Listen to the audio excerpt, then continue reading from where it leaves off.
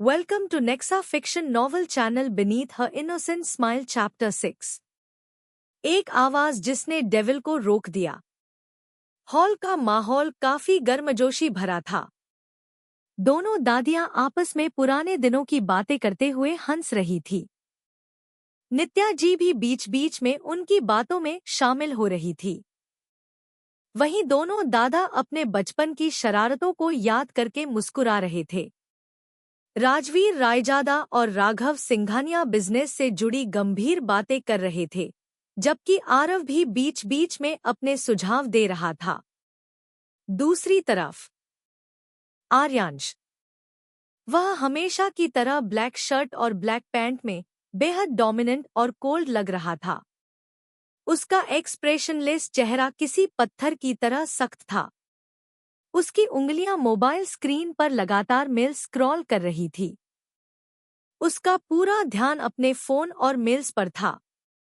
दुनिया चाहे कुछ भी कर ले, आर्यांश रायजादा का ध्यान काम से हटाना लगभग नामुमकिन था। वह किसी मशीन की तरह लगातार स्क्रीन स्क्रॉल कर रहा था। उसके चेहरे पर ना कोई इमोशन था, ना किसी बात में इंटरेस्ट। कभी कभी कोई उससे कुछ पूछता तो वह सिर्फ सिर हिलाकर जवाब दे देता। उसकी ठंडी और डोमिनेंट पर्सनालिटी पूरे माहौल से बिल्कुल अलग लग रही थी।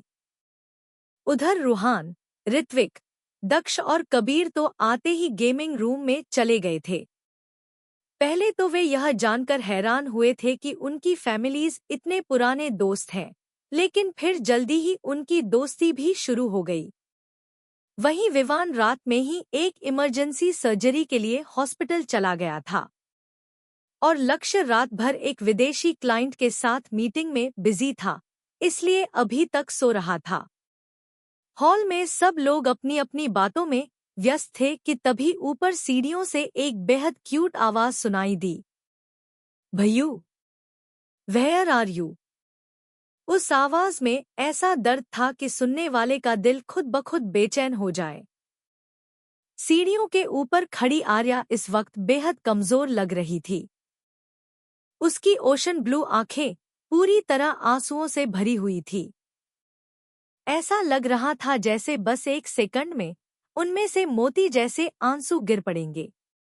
उसने ब्लैक कलर का स्लीवलेस नाइट टॉप और ब्लैक शॉर्ट्स पहन रखे थे।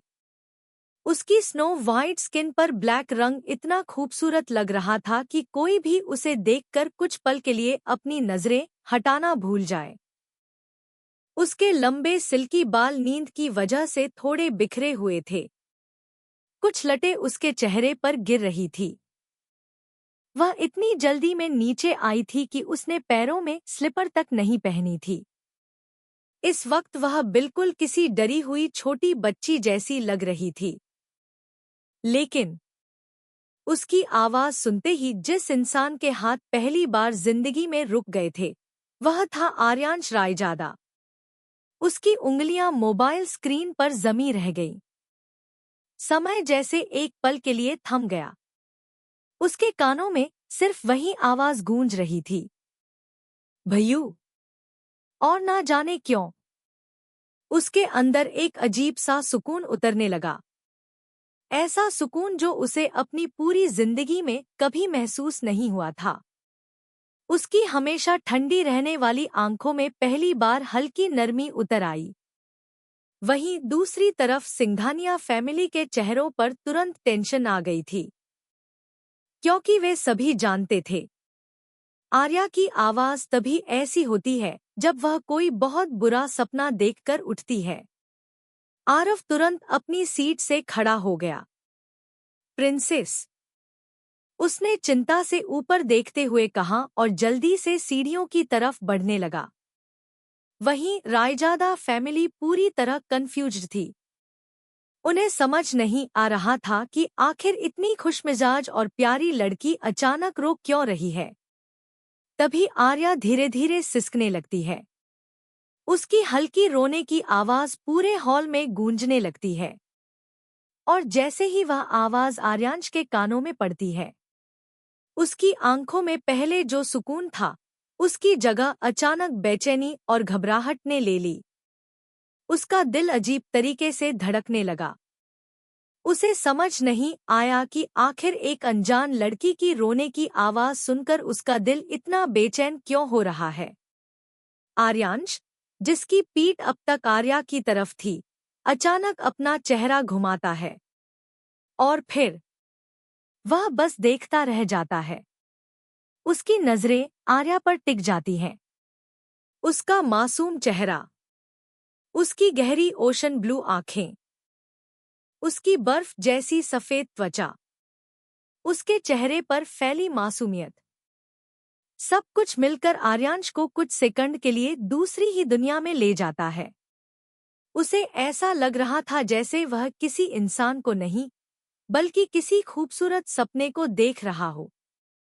और सबसे हैरान करने वाली बात यह थी कि उसे पहली बार किसी लड़की को देखकर घृणा महसूस नहीं हुई, बल्कि उसका दिल अजीब सी शांति महसूस कर रहा था। लेकिन तभी आर्या दोबारा सिसकती है और आरव जल्दी से उसके पास पहुंच जाता है। डोंट क्राई प्रिंसेस, वह प्यार से कहता है और तुरंत उसे अपनी गोद में उठा लेता है। आर्या बिना कुछ कहे अपना चेहरा आरव की गर्दन में छुपा लेती है।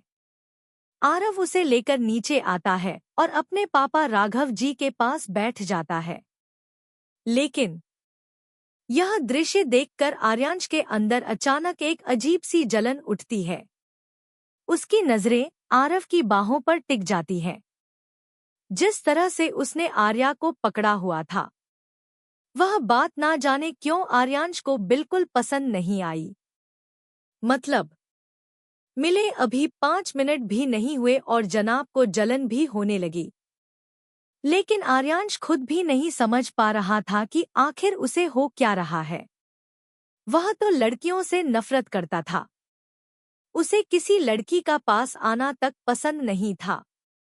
फिर यह लड़की उस पर इतना असर क्यों डाल रही थी? वहीं राघव जी प्यार से आर्या के माथे को चूमते हैं। Princess, why are you crying? उनकी आवाज में चिंता साफ झलक रही थी। आर्या हल्की कांपती आवाज में बोलती है, मैंने बहुत बुरा सपना देखा। उसकी आवाज रोने की वजह से टूट रही थी। यह सुनते ही पूरे परिवार की चिंता और बढ़ जाती है। आर्या वैसे तो बहुत स्ट्रांग थी, लेकिन उसके पास्ट में कुछ ऐसा हुआ था जिसने उसके अंदर एक गहरा डर छोड़ दिया था। और कभी-कभी वही डर बुरे सपनों के रूप में वापस लौट आता था। तभी आरव जल्दी से अपना फोन निकालता है और किसी को कॉल करने लगता है। वहीं आर्यांश चुपचाप यह सब देख रहा था, लेकिन उसके अंदर कुछ टूट रहा था। उसे आर्या की हालत बिल्कुल अच्छी नहीं लग रही थी। उसके दिल में अजीब सी टीस उठ रही थी, जैसे कोई उसे अंदर से बेचैन कर रहा हो। लेकिन उसे समझ नहीं आ रहा था कि आखिर क्यों। तभी राघव जी पूछते हैं, तुम किसे कॉल कर रहे हो? आरव परेशान होकर जवाब देता है, डैड, मैं विवान को कॉल कर रहा हूँ ताकि वह प्रिंसेस को कोई मेडिसिन दे दे। लेकिन वह कॉल नहीं उठा रहा। यह सुनते ही राघव जी की चिंता और बढ़ जाती है। उधर आर्या का रोना कम होने की बजाय और बढ़ने लगता है। अब उसकी हिचकियां बंध चुकी थी। उसका पूरा छोटा सा शरीर कांप रहा था। यह देखकर दोनों दादियों की आंखों में भी चिंता साफ दिखाई दे रही थी। नित्या जी की आंखों में तो आंसू तक आ गए थे। अपनी पत्नी को रोता देख राजवीर जी तुरंत उन्हें अपने पास खींच लेते हैं। प्रिंसेस को कुछ नहीं होगा, वे धीरे से कहते हैं, आपको स्ट्रांग रहना होगा। लेकिन पूरे हॉल में सबसे ज्यादा बेचैन अगर कोई था, तो वह आर्यांश था। वह कब से आर्या को देख रहा था। उसकी हर सिसकी उसके दिल पर अजीब असर डाल रही थी। उसे लग रहा था जैसे कोई उसके सीने को अंदर से दबा रहा हो। और यह एहसास उसके लिए बिल्कुल नया था। क्योंकि आर्यांश रायजादा ने आज तक किसी के दर्द से फर्क पड़ने नहीं दिया था। लेकिन इस लड़की का रोना उसे अंदर तक बेचैन कर रहा था। उसकी नजरें लगातार आर्या पर टिकी हुई थी। उसने एक बार भी पलक नहीं झपकाई। उसे सिर्फ एक ही बात महसूस हो रही थी, वह इस लड़की को रोते हुए नहीं देख सकता। इस बात से अनजान की लाइफ में सबसे ज्यादा आर्यांश की वजह से ही रोने वाली है।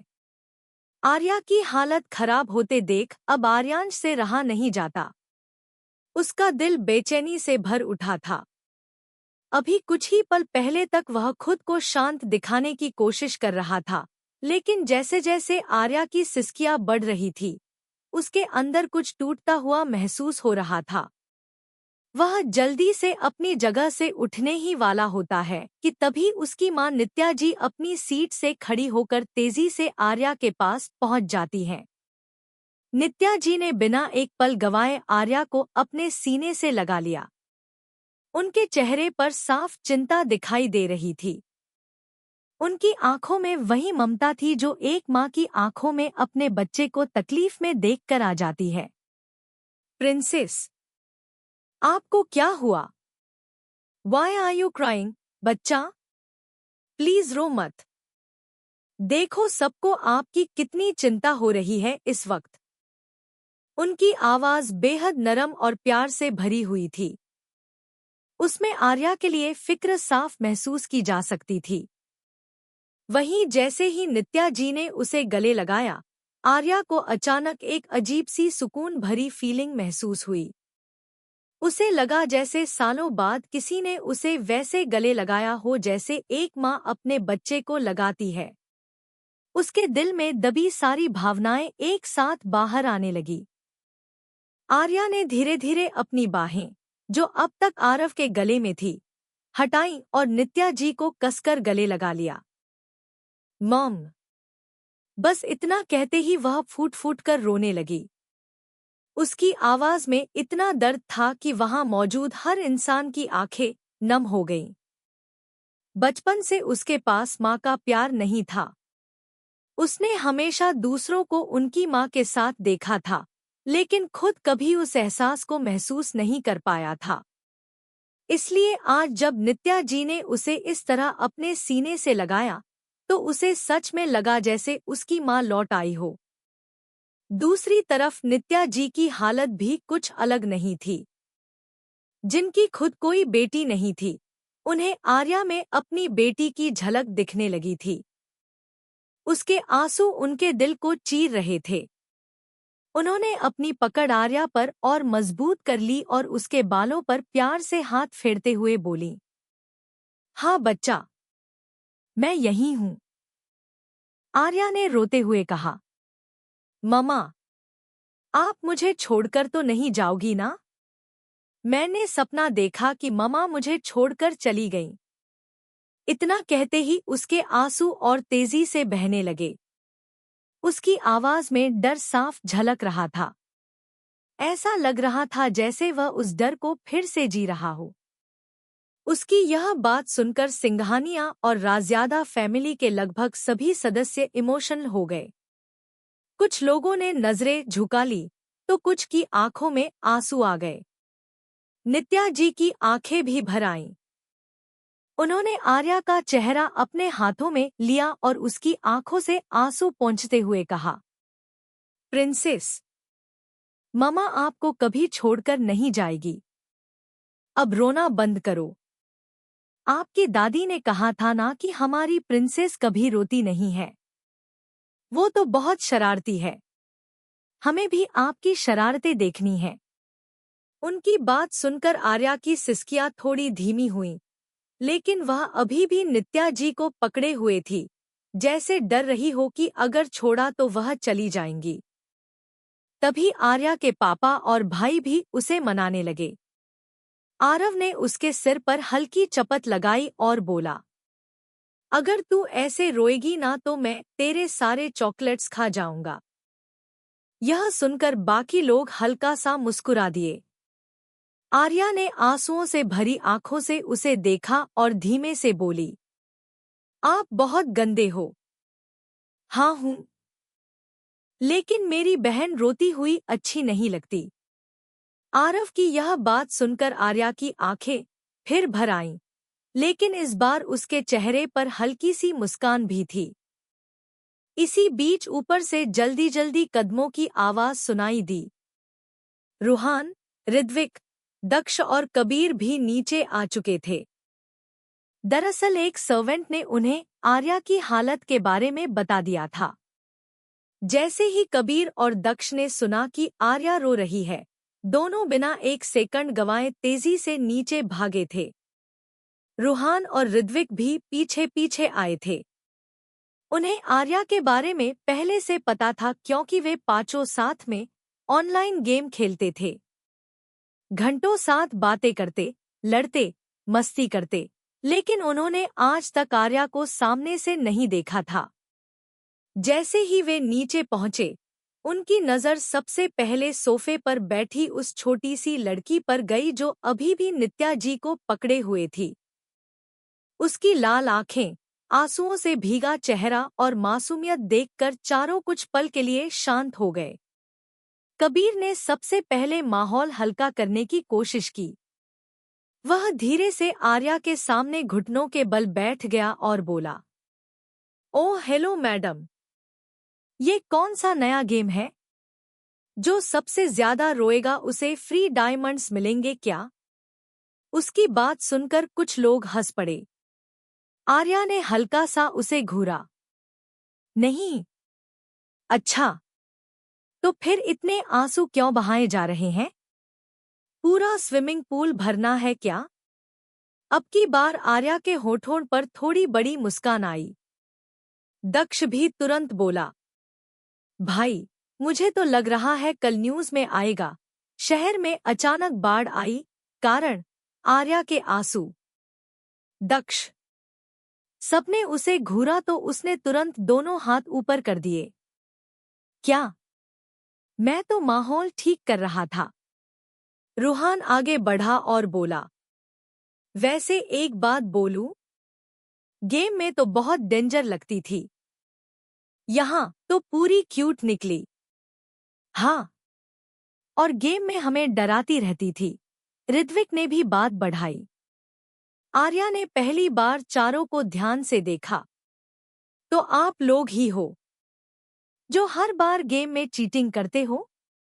अरे, झूठा इल्जाम, कबीर ने ड्रामेटिक होकर कहा। अब तक माहौल काफी हल्का हो चुका था। आर्या के चेहरे पर मुस्कान लौटने लगी थी। वहीं दूसरी तरफ आर्यांश थोड़ी दूरी पर खड़ा यह सब देख रहा था। उसके चेहरे पर अब भी कोई खास एक्सप्रेशन नहीं था, लेकिन उसके अंदर बहुत कुछ चल रहा था। उसे खुद समझ नहीं आ रहा था कि आखिर इस लड़की की हालत देखकर उसे इतनी बेचैनी क्यों हो रही थी। अभी कुछ घंटों पहले तक तो वह उसके लिए बस एक अजनबी थी। फिर क्यों उसका रोना उसके दिल को इतना परेशान कर रहा था? उसने अपनी मुट्ठियां हल्का सा भींच ली। उसकी नजर बार बार आर्या पर जा रही थी। जब उसने नित्या जी को ममा कहा था, उस वक्त उसकी आंखों में जो दर्द था, वह अब भी आर्यांश के दिमाग में घूम रहा था। उसे ऐसा लग रहा था जैसे आर्या का हर आंसू उसके दिल पर असर कर रहा हो। लेकिन आर्यांश उन लोगों में से नहीं था जो आसानी से अपनी भावनाएं जाहिर करें। इसलिए बाहर से वह अब भी शांत और कठोर दिखाई दे रहा था। वहीं दादी जी भी सबको देखकर भावुक हो गई। उन्होंने भगवान का धन्यवाद किया कि इतने समय बाद घर में फिर से हंसी सुनाई दे रही थी। कुछ देर बाद माहौल पूरी तरह सामान्य होने लगा। कबीर और दक्ष फिर से अपनी नॉनस्टॉप कॉमेडी शुरू कर चुके थे। वैसे आर्या, एक जरूरी सवाल है। क्या? गेम में जो हमें हर बार हराती थी, वो तुम थी या तुम्हारा कोई प्रो प्लेयर बॉडीगार्ड? मैं थी। झूठ। इतनी क्यूट लड़की इतनी खतरनाक नहीं हो सकती। कबीर भाई, आप फिर शुरू हो गए, रूहान हंसते हुए बोला। आर्या अब खुलकर मुस्कुरा रही थी।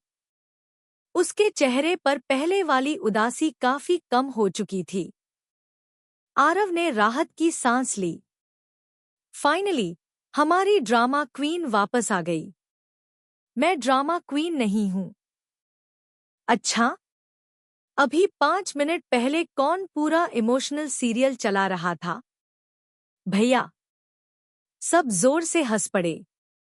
आर्यांश भी यह सब देखकर अनजाने में हल्का सा मुस्कुरा दिया। लेकिन एक बात तय थी, आर्या के आंसू अब उसे बिल्कुल अच्छे नहीं लगते थे। If you like this story, please like, subscribe and comment for next chapter.